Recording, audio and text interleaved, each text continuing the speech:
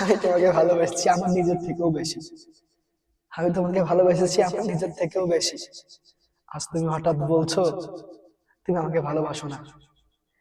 তুমি তুমি বলবে, আমি সেটা নিজেও জানি, তুমি বলবে তুমি আমাকে ভালোবাসো না, কারণ আমার কাছে তো টাকা নেই। তুমি এখন আমাকে ভালোবেসেছিলে যখন আমার টাকা ছিল, যখন আমার গাড়ি ছিল। আজ আমার কিছুই নেই, তাই তুমি আমাকেই ছিল। যদি ভালোবাসা টাকার হতো, তাহলে লাইলি মজনু, তাহলে মমতাজ আর শাহজাহান, তাদের যে ভালোবাসা, এটা কখনোই পূর্ণতা পেল না।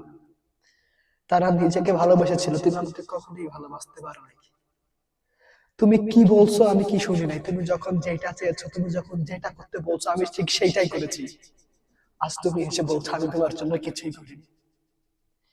তুমি শুধু একবার বলেছিলে যে আমার এই জিনিসটা পছন্দ। আমি আমার নিজের রক্তবিন্দু কণা বিক্রি করে হলেও আমি তোমার জন্য সেই জিনিসটি নিয়ে এসে দিয়েছি।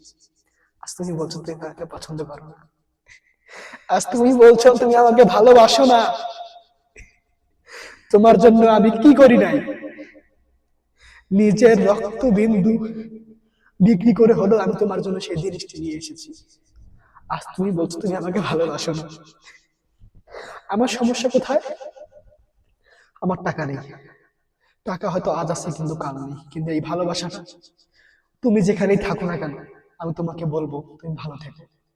কারণ আমি যেই মানুষটিকে ভালোবেসেছি সে যেন ভালো থাকে, সে যেন সুস্থ থাকে।